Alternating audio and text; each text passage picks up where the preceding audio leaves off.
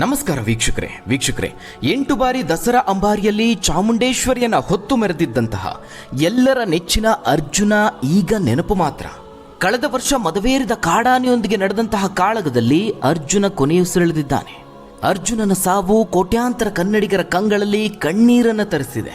ತನ್ನ ಗಾಂಭೀರ್ಯ ನಡೆ, ದೈತ್ಯ ಆಕಾರದಿಂದಲೇ ಅರ್ಜುನ ಎಲ್ಲರ ಗಮನ ಸೆಳೆದಿದ್ದ. ಎಲ್ಲರ ನೆಚ್ಚಿನ ಅಂತಹ ಅರ್ಜುನ ಇಲ್ಲದೆ ನಡೆಯುತ್ತಿರುವಂತಹ ಮೊದಲ ದಸರಾ ಇದು. ಮೈಸೂರಿನ ದಸರಾ ಅಂದ್ರೇನೆ ನೆನಪಾಗೋದೆ ಅಂಬಾರಿ ಮತ್ತು ದಸರೆಯ ಆನೆಗಳ ವೈಭವ. ಜಂಬೂ ಸವಾರಿಯ ವೈಭವವನ್ನು ಕಣ್ತುಂಬಿಕೊಳ್ಳೋದೇ ಒಂದು ಚಂದ. ಅದರಲ್ಲೂ ಅಂಬಾರಿ ಹೊರುವಂತಹ ಆನೆ ಪ್ರಮುಖ ಆಕರ್ಷಣೆಯಾಗಿರುತ್ತೆ. ಹಾಗಾದ್ರೆ ಈ ಬಾರಿ ಅಂಬಾರಿ ಹೊರುತ್ತಿರುವಂತಹ ಆನೆ ಯಾವುದು? ಇಲ್ಲಿಯವರೆಗೆ ಚಾಮುಂಡೇಶ್ವರಿಯನ್ನ ಹೊತ್ತು ಮೆರೆದಂತಹ ಆನೆಗಳು ಯಾವುವು? ದಸರಾ ಅಂಬಾರಿ ಆನೆಗಳ ರೋಚಕ ಇತಿಹಾಸ ಏನು ಗೊತ್ತಾ? ಆ ಎಲ್ಲದರ ಬಗ್ಗೆ ಒಂದು ಕಂಪ್ಲೀಟ್ ವರದಿಯನ್ನ ನೋಡೋಣ. ವೀಕ್ಷಕರೇ, ಮೈಸೂರು ದಸರಾ ಅಂದರೆ ಅಲ್ಲಿ ಆನೆಗಳದ್ದೇ ದರ್ಬಾರು. ಆನೆಗಳಿಲ್ಲದೆ ಜಂಬೂ ಸವಾರಿಯನ್ನು ನಾವು ಊಹಿಸಿಕೊಳ್ಳೋದಕ್ಕೂ ಸಾಧ್ಯ ಇಲ್ಲ. ಅದರಲ್ಲೂ 9 ದಿನಗಳ ಕಾಲ ದಸರಾ ಸಡಗರದಲ್ಲಿ ತೇಲಾಡಿದವರು ವಿಜಯದಶಮಿಯ ದಿನದಂದು ಆನೆಯ ಮೇಲೆ ಚಿನ್ನದ ಅಂಬಾರಿಯಲ್ಲಿ ತಾಯಿ ಚಾಮುಂಡೇಶ್ವರಿಯನ್ನ ಕಣ್ತುಂಬಿಕೊಂಡು ದಸರಾವನ್ನು ಬೀಳ್ಕೊಡುವುದು ಹಿಂದಿನಿಂದಲೂ ನಡೆದುಕೊಂಡು ಬಂದಂತಹ ಸಂಪ್ರದಾಯ. ಮೈಸೂರು ದಸರಾ ಇತಿಹಾಸದಲ್ಲಿ ಹಲವು ಆನೆಗಳು ಅಂಬಾರಿಯನ್ನು ಹೊತ್ತು ಸಾಗಿವೆ. ಅವುಗಳ ಪೈಕಿ ಕೆಲವು ಆನೆಗಳ ಬಗ್ಗೆ ಮಾತ್ರ ದಾಖಲೆಗಳು ಸಿಗ್ತಾ ಹೋಗುತ್ತೆ. ಉಳಿದಂತೆ ಅದೆಷ್ಟೋ ಆನೆಗಳ ಬಗ್ಗೆ ಮಾಹಿತಿ ಇಲ್ಲ. ಆದರೆ ಅಂತಹ ಆನೆಗಳನ್ನು ನೆನಪು ಮಾಡಿಕೊಳ್ಳೋದು, ಈಗ ಅಂಬಾರಿ ಹೊರತಿರುವಂತಹ ಆನೆಯ ಬಗ್ಗೆ ಹೆಮ್ಮೆ ಪಡೋದು ನಮ್ಮೆಲ್ಲರ ಕರ್ತವ್ಯ. ಯಾಕಂದರೆ ಈ ದಸರಾ ಅಂಬಾರಿ ಆನೆಗಳದ್ದು ರೋಚಕವಾದಂತಹ ಇತಿಹಾಸ. ಯಾಕಂದರೆ ಒಂದೊಂದು ಆನೆಯದ್ದು ಸಹ ಅದರದ್ದೇ ಆದ ವಿಶೇಷ ಇದೆ, ಅದರದ್ದೇ ಆದ ಇತಿಹಾಸವನ್ನು ಹೊಂದಿದೆ. ಮತ್ತೊಂದು ವಿಚಾರ ಅಂದರೆ ವೀಕ್ಷಕರೇ, ಚಿನ್ನದ ಅಂಬಾರಿಯ ಜೊತೆಗೆ ಮಹಾರಾಜರನ್ನ ಹೊತ್ತು ಬಹಳಷ್ಟು ಆನೆಗಳು ಸಾಗಿವೆ. ಅಂದರೆ ಕೆಲವೊಂದು ದಶಕಗಳ ಹಿಂದೆ ಮಹಾರಾಜರು ಸಹ ಅಂಬಾರಿಯಲ್ಲಿ ಸಾಕ್ತಾ ಇದ್ರು. ಇಲ್ಲಿ ಪ್ರಮುಖವಾಗಿ ಇತಿಹಾಸದಲ್ಲಿ ದಾಖಲಾದಂತಹ ಮಾಹಿತಿಯ ಪ್ರಕಾರವಾಗಿ ಕೆಲವೊಂದಷ್ಟು ಆನೆಗಳ ಮಾಹಿತಿ ಮಾತ್ರ ಇದೆ. ಅದರ ಪ್ರಕಾರವಾಗಿ ಅಂಬಾರಿಯನ್ನು ಹೊತ್ತಂತಹ ಮೊದಲ ಆನೆ ಜಯಮಾರ್ತಾಂಡ. ಇದು ಮೈಸೂರಿನ ದಸರಾ ಇತಿಹಾಸದಲ್ಲಿ ಅಚ್ಚಳಿಯದೆ ಉಳಿದಿರೋದಕ್ಕೆ ಕಾರಣ ಏನು ಅಂದರೆ, ಕೃಷ್ಣದೇವರಾಯ ಒಡೆಯರ್ ಕಾಲದಲ್ಲಿ ಪ್ರಿಯಾಪಟ್ಟಣದ ಬೆಟ್ಟದಪುರದ ಬಳಿ ಸೆರೆ ಸಿಕ್ಕಂತಹ ಗಜ ಇದು. ಜೊತೆಗೆ ಈ ಒಂದು ಆನೆ ಕೃಷ್ಣದೇವರಾಯ ಒಡೆಯರ್ ಕಾಲದಿಂದಲೂ ಪ್ರಾರಂಭವಾದಂತಹ ವಿಜಯದಶಮಿಯಿಂದ ಸುಮಾರು ಬರೋಬ್ಬರಿ 45 ವರ್ಷಗಳ ಕಾಲ ಚಿನ್ನದ ಅಂಬಾರಿಯನ್ನು ಹೊತ್ತು ಒಡೆಯರ ಪ್ರೀತಿಗೆ ಕಾರಣವಾಗಿದೆ. ಅಲ್ಲದೆ ಅದರ ಸವಿ ನೆನಪಿಗಾಗಿ ಅರಮನೆಯ ಮಹದ್ವಾರವೊಂದಕ್ಕೆ ಜಯಮಾರ್ತಾಂಡ ಅಂತ ಹೆಸರಿಡಲಾಗಿದೆ. ಆದರೆ ಇತಿಹಾಸದ ಪ್ರಕಾರ ಮೈಸೂರು ದಸರಾ ಆರಂಭ ಆಗಿದ್ದು 1610ರಲ್ಲಿ. ಅಲ್ಲಿಂದ ಆ ಒಂದು ಆಚರಣೆ ವರ್ಷದಿಂದ ವರ್ಷಕ್ಕೆ ಬಹುರೂಪವನ್ನು ಪಡೆದು ಸಾಗ್ತಾ ಬಂದಿದೆ. 1610ರಿಂದ ರಾಜರ ಕಾಲದಲ್ಲಿ ನಡೆದಂತಹ ಜಂಬೂ ಸವಾರಿಯಲ್ಲಿ ಪಾಲ್ಗೊಂಡ ಆನೆಗಳ ಬಗ್ಗೆ ಮಾಹಿತಿ ಇಲ್ಲ. 1902ರ ನಂತರದ ಆನೆಗಳ ಬಗ್ಗೆ ಮಾಹಿತಿ ಇದೆ. ಆ ನಂತರದಲ್ಲಿ ಅಂಬಾರಿ ಹೊತ್ತಂತಹ ಆನೆಗಳು ಅಂದರೆ ವಿಜಯ್ ಬಹದ್ದೂರ್, ನಂಜುಂಡ, ರಾಮ್ ಪ್ರಸಾದ್ ಹಾಗೆ ಮೋತಿಲಾಲ್ ರಾಜ್. ಇವರ ನಂತರದಲ್ಲಿ ಅಂಬಾರಿಯನ್ನ ಹೊತ್ತಿದ್ದೇ ಐರಾವತ. ಈ ಒಂದು ಆನೆ ಕೇವಲ ಅಂಬಾರಿ ಮಾತ್ರ ಹೊತ್ತಿದ್ದಲ್ಲ, ಹಲವು ರೀತಿಯ ಕಾರ್ಯಾಚರಣೆಯಲ್ಲಿ ಪಾಲ್ಗೊಂಡಿದೆ, ಸಿನಿಮಾಗಳಲ್ಲಿಯೂ ಭಾಗವಹಿಸಿದೆ. ಐರಾವತ ಆನೆಯ ಜೊತೆಗೆ ಆನೆಯ ಕಾವಾಡಿಗ 7 ವರ್ಷದ ಹುಡುಗ ಮೈಸೂರು ಸಾಬು ಅವರನ್ನ ಇಟ್ಕೊಂಡು ಒಂದು ಸಿನಿಮಾವನ್ನ ತೆಗೆಯಲಾಯಿತು. 1937ರಲ್ಲಿ ಹಾಲಿವುಡ್ ಚಿತ್ರಗಳ ನಿರ್ದೇಶಕ ರಾಬರ್ಟ್ ಜೆ ಫ್ಲೆಹರ್ತಿ ಅವರು ದಿ ಎಲಿಫೆಂಟ್ ಬಾಯ್ ಎನ್ನುವ ಸಿನಿಮಾವನ್ನ ತೆರೆಗೆ ತರ್ತಾರೆ. ಇದರಲ್ಲಿ ಐರಾವತವು ಅದರಲ್ಲಿ ಕಾಣಿಸಿಕೊಂಡಿದ್ದು ಬಹಳ ವಿಶೇಷ ಅಂತ ಹೇಳ್ಬೋದು. ಇದು ವಿಶ್ವಾದ್ಯಂತ ಪ್ರದರ್ಶನಗೊಂಡು ಜನರ ಮೆಚ್ಚುಗೆಗೆ ಪಾತ್ರವಾಗಿದ್ದು ಈಗ ಇತಿಹಾಸ. ಐರಾವತನ ನಂತರದಲ್ಲಿ ಬಂದವನೇ ಬಿಳಿಗಿರಿ. ಇದರ ವಿಶೇಷ ಏನಪ್ಪಾ ಅಂತ ಹೇಳಿದ್ರೆ, ಅಂಬಾರಿ ಹೊತ್ತ ಆನೆಗಳಲ್ಲಿ ಅತ್ಯಂತ ದೈತ್ಯ ಆನೆಯಾಗಿದೆ. 10.5 ಅಡಿ ಎತ್ತರ ಇದ್ದಿದ್ದು ಮಾತ್ರವಲ್ಲದೆ ಬರೋಬ್ಬರಿ ಸುಮಾರು 7,000 kg ತೂಕ ಇತ್ತು. ಇದರ ಮಾವುತ ಗೌಸ್ ಅಂತ. ಬಿಳಿಗಿರಿಯ ಮತ್ತೊಂದು ಹೆಗ್ಗಳಿಕೆ, ಮತ್ತೊಂದು ವಿಶೇಷ ಅಂದ್ರೆ ಇದೇ ಆನೆ ಮಹಾರಾಜರನ್ನ ಹೊತ್ತೊಯ್ದಂತಹ ಕೊನೆಯ ಆನೆ. ವೀಕ್ಷಕರೇ, ರಾಜರ ಕಾಲದಲ್ಲಿ ಆನೆ ಮೇಲಿನ ಅಂಬಾರಿಯಲ್ಲಿ ರಾಜರು ಕುಳಿತು ಮೆರವಣಿಗೆಯಲ್ಲಿ ಸಾಕ್ತಾ ಇದ್ರು ಅನ್ನೋದು ನಿಮ್ಮೆಲ್ಲರಿಗೂ ಗೊತ್ತಿರೋ ವಿಚಾರ. ಆದ್ರೆ ರಾಜರನ್ನ ಹೊತ್ತಂತಹ ಕೊನೆಯ ಅಂಬಾರಿ ಆನೆ ಇದೇ ಬಿಳಿಗಿರಿ ಆಗಿದೆ.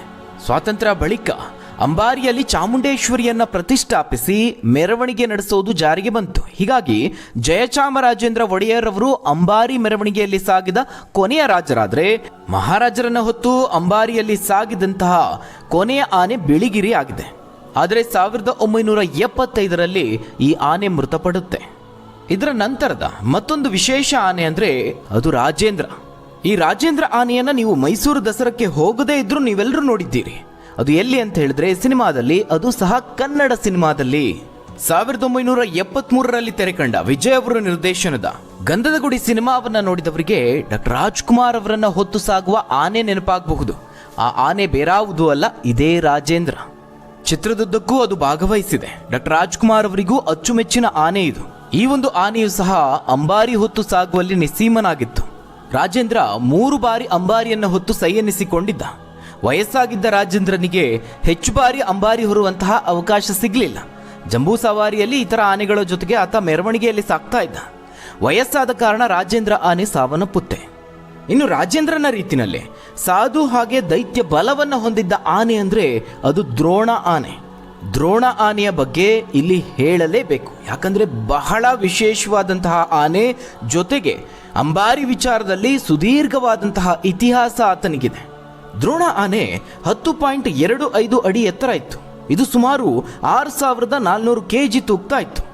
ವೀಕ್ಷಕರೇ, ಬರೋಬ್ಬರಿ 18 ವರ್ಷ ಸತತವಾಗಿ ಅಂಬಾರಿಗೆ ಬೆನ್ನು ಕೊಟ್ಟಂತಹ ಖ್ಯಾತಿ ಈತನಿಗಿದೆ. ಈತನು ಸಹ ಕಿರುತೆರೆಯ ಧಾರಾವಾಹಿಯಲ್ಲಿ ಜನಪ್ರಿಯನಾಗಿದ್ದ. ಕಿರುತೆರೆಯ ಜನಪ್ರಿಯ ಧಾರಾವಾಹಿ the sword of Tipu Sultan, Tipu ಪಾತ್ರಧಾರಿಯನ್ನ ಹೊತ್ತೊಯ್ದ ದ್ರೋಣ ದೈತ್ಯ ಹಾಗೆ ಸಾಧು ಸ್ವಭಾವದ ಆನೆ. ಆದರೆ ಬಹಳ ನೋವಿನ ಸಂಗತಿ ಅಂದರೆ 1988ರಲ್ಲಿ ವಿದ್ಯುತ್ ತಂತಿ ತಗುಲಿ ಈ ಒಂದು ಆನೆ ದುರಂತ ಸಾವನ್ನಪ್ಪುತ್ತೆ. ರಾಜೇಂದ್ರ ಹಾಗೆ ಈ ದ್ರೋಣ ಆನೆ, ಎರಡೂ ಆನೆಗಳು ಸಹ HD ಕೋಟೆಯ ಬಳ್ಳೆ ಆನೆ ಶಿಬಿರದಲ್ಲಿದ್ದವು. ಇವು ದಸರಾದಲ್ಲಿ ತಮ್ಮದೇ ಆದಂತಹ ಗತ್ತು ಗಾಂಭೀರ್ಯದ ನಡಿಗೆಯಿಂದ ಎಲ್ಲರ ಗಮನ ಸೆಳೆದಿದ್ವು. ದೃಢಕಾಯದವರಾಗಿದ್ದ ದ್ರೋಣ ಹಾಗೆ ರಾಜೇಂದ್ರ ಬಳ್ಳೆ ಆನೆ ಶಿಬಿರದಲ್ಲಿ ಎಲ್ಲರ ಮೆಚ್ಚುಗೆ ಪಾತ್ರವಾಗಿದ್ರು. ಇನ್ನು ಇವರಿಬ್ಬರ ಸಮಾಧಿಯೂ ಸಹ ಬಳ್ಳೆ ಆನೆ ಶಿಬಿರದ ಹತ್ತಿರದಲ್ಲಿದೆ. ಈ ಸಮಾಧಿಗಳನ್ನ ಇಂದಿಗೂ ಸಹ ಅಲ್ಲಿನ ಮಾವುತರು, ಕಾವಾಡಿಗಳು ಜತನದಿಂದ ಕಾಪಾಡಿಕೊಂಡು ಬಂದಿದ್ದಾರೆ. ಇವರ ನಂತರದಲ್ಲಿ ಬಂದವನೇ ಅರ್ಜುನ ಆನೆ. ಕಳೆದ ವರ್ಷದಲ್ಲಿ ಕಾಡಾನೆ ಕಾರ್ಯಾಚರಣೆ ವೇಳೆ ಸಾವನ್ನಪ್ಪಿದ ಅದೇ ಅರ್ಜುನ. ಈ ಅರ್ಜುನನ ವಿಚಾರದಲ್ಲಿ ಬಹಳ ನೋವಿನ ಸಂಗತಿಗಳಿದೆ.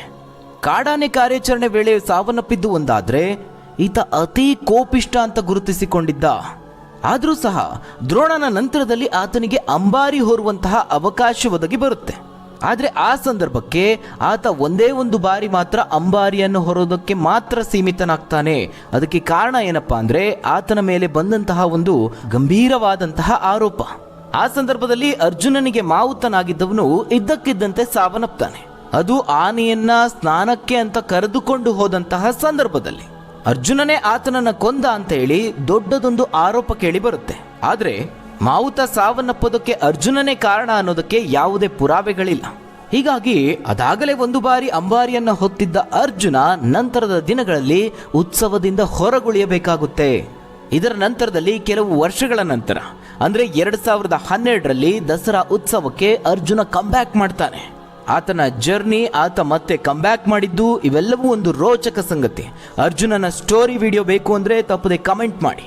ಅರ್ಜುನನ ಈ ಒಂದು ಕೆಲವು ವರ್ಷಗಳ ಗ್ಯಾಪ್ನಲ್ಲಿ ಬಂದವನೇ ಬಲರಾಮ. ಮೊದಲು ಅರ್ಜುನ ಒಂದು ಬಾರಿ ಅಂಬಾರಿಯನ್ನು ಹೊತ್ತ ನಂತರದಲ್ಲಿ ಬಲರಾಮನಿಗೆ ಅಂಬಾರಿ ಹೊರಿಸಲಾಯಿತು. ಬಲರಾಮ ಅತ್ಯಂತ ಶಾಂತ ಸ್ವಭಾವದ ಆನೆ. ಬಲರಾಮನನ್ನ 1978ರಲ್ಲಿ ಕೊಡಗು ಜಿಲ್ಲೆಯ ಕಟ್ಟೇಪುರ ಅರಣ್ಯದಲ್ಲಿ ಸೆರೆ ಹಿಡಿಯಲಾಗಿತ್ತು. ಇನ್ನು ಬಲರಾಮ 13 ವರ್ಷಗಳ ಕಾಲ ಅಂಬಾರಿಯನ್ನು ಹೊತ್ತಿದ್ದಾನೆ. ದಸರಾದಿಂದ ನಿವೃತ್ತಿ ಹೊಂದಿದ ಕೆಲವೇ ವರ್ಷಗಳಲ್ಲಿ ಬಲರಾಮ ಅನಾರೋಗ್ಯದಿಂದ ಸಾವನ್ನಪ್ಪುತ್ತೆ. ಈತನ ಸ್ಟೋರಿಯೂ ಸಹ ಬಹಳ ರೋಚಕವಾದದ್ದು. ಆ ಒಂದು ಸ್ಟೋರಿ ಬೇಕು ಅಂದ್ರೆ ಕಮೆಂಟ್ ಮಾಡಿ. ಇನ್ನು ಬಲರಾಮನ ನಂತರದಲ್ಲಿ ಅರ್ಜುನನ ರೀಎಂಟ್ರಿ ಆಗುತ್ತೆ. 2012ರಿಂದ 2019 ತನಕ ಅಂಬಾರಿಯನ್ನು ಹೊತ್ತು ಸಾಕ್ತಾನೆ. ಆದರೆ ಕಳೆದ ವರ್ಷದಲ್ಲಿ ನಿಮ್ಮೆಲ್ಲರಿಗೂ ಗೊತ್ತಿರುವಂತೆ ಸಕಲೇಶಪುರ ತಾಲೂಕಿನ ಎಸಳೂರು ಬಳಿ ಕಾಡಾನೆ ಸೆರೆ ಕಾರ್ಯಾಚರಣೆ ವೇಳೆ ಈತ ಸಾವನ್ನಪ್ತಾನೆ. ಇನ್ನು ಅರ್ಜುನನ ಉತ್ತರಾಧಿಕಾರಿಯಾಗಿ ಗುರುತಿಸಿಕೊಂಡಿದ್ದೇ ಅಭಿಮನ್ಯು. ಅರ್ಜುನನ ರೀತಿನಲ್ಲೇ ಈತನು ಸಹ ಪರಾಕ್ರಮಿ. ಹಲವು ಕಾರ್ಯಾಚರಣೆಗಳಲ್ಲಿ ಈತ ಅರಣ್ಯ ಇಲಾಖೆಗೆ ಸಹಾಯವಾಗಿದ್ದಾನೆ. ಕೂಂಬಿಂಗ್ ಸ್ಪೆಷಲಿಸ್ಟ್ ಅಂತಲೇ ಈತನನ್ನು ಕರೆಯಲಾಗುತ್ತೆ. ಅರ್ಜುನನ ನಂತರದಲ್ಲಿ ಅಂದರೆ 2020ರಿಂದ ಮೈಸೂರು ಮಹೋತ್ಸವದಲ್ಲಿ ಅಂಬಾರಿಯನ್ನು ಹೊರತಾ ಇದೆ. ಈ ವರ್ಷ ನಡೆಯುವಂತಹ 414ನೇ ಮೈಸೂರು ದಸರಾದಲ್ಲಿ ಅಂಬಾರಿಯನ್ನು ಹೊರತಾ ಇರೋದು ಕೂಡ ಇದೇ ಅಭಿಮನ್ಯು. ಸುಮಾರು 49 ವರ್ಷದ ಈ ಗಜರಾಜ ಅಭಿಮನ್ಯು ಈ ಬಾರಿಯೂ ಸಹ ಶೃಂಗಾರ ಮಾಡಿಕೊಂಡು ಮದುಮಗನಂತೆ ಚಿನ್ನದ ಅಂಬಾರಿಗೆ ಬೆನ್ನು ಕೊಟ್ಟು ರಾಜ ಬೀದಿಯಲ್ಲಿ ಸಾಗಲಿದ್ದಾನೆ. ಒಟ್ಟು 14 ಆನೆಗಳ ಪೈಕಿ ಅಭಿಮನ್ಯು ಕ್ಯಾಪ್ಟನ್ ಆಗಿದ್ದಾನೆ. ಆತನದೇ ಪ್ರಮುಖ ಜವಾಬ್ದಾರಿ. ಜಂಬೂ ಸವಾರಿಯನ್ನು ಮುನ್ನಡೆಸುವ ಆನೆಯನ್ನು ನಿಶಾನೆ ಆನೆ ಅಂತ ಕರೆಯಲಾಗುತ್ತೆ. ಅದೇ ರೀತಿಯಾಗಿ ಅರಮನೆಯ ಖಾಸಗಿ ದರ್ಬಾರ್ಗೂ ಈ ನಿಶಾನೆ ಆನೆ ಮತ್ತು ಪಟ್ಟದ ಆನೆಯನ್ನು ಬಳಸಿಕೊಳ್ಳಲಾಗ್ತಾ ಇದೆ. ಇನ್ನು ಅಭಿಮನ್ಯುವಿನ ಅಕ್ಕಪಕ್ಕದಲ್ಲಿ ಸಾಗುವಂತಹ ಹೆಣ್ಣು ಆನೆಗಳನ್ನು ಕುಮ್ಕಿ ಆನೆಗಳು ಅಂತ ಕರೆಯಲಾಗುತ್ತೆ. ಈ ಬಾರಿ ಅಂಬಾರಿ ಹೊರುವಂತಹ ಅಭಿಮನ್ಯುವಿಗೆ ಕುಮ್ಕಿ ಆನೆಗಳಾಗಿ ಹಿರಣ್ಯ ಮತ್ತು ಲಕ್ಷ್ಮಿ ಹೆಜ್ಜೆ ಹಾಕಲಿದ್ದಾರೆ. ಉಳಿದಂತೆ ಸಂಗೀತ ಗಾಡಿಯನ್ನ ಎಳೆಯುವ ಜವಾಬ್ದಾರಿಯನ್ನ ತುಂಬಾನೇ ಬಲಶಾಲಿ ಆನೆಗೆ ನೀಡಲಾಗುತ್ತದೆ. ಇನ್ನು ಖಾಸಗಿ ದರ್ಬಾರ್ಗೆ ಪಟ್ಟದ ಆನೆಯಾಗಿ ಕಂಜನ್ ಆನೆಯನ್ನ ಸೆಲೆಕ್ಟ್ ಮಾಡಲಾಗಿದೆ. ಹಾಗೆಯೇ ನಿಶಾನೆ ಆನೆಯಾಗಿ ಭೀಮನನ್ನ ರಾಜವಂಶಸ್ಥೆ ಪ್ರಮೋದಾದೇವಿಯವರು ಆಯ್ಕೆ ಮಾಡಿದ್ದಾರೆ. ಒಟ್ಟಾರೆಯಾಗಿ ಮೈಸೂರು ದಸರಾ ಅಂದ್ರೆ ಆನೆಗಳು ದಸರಾದ ಅವಿಭಾಜ್ಯ ಅಂಗ ಅಂತಲೇ ಹೇಳಬಹುದು.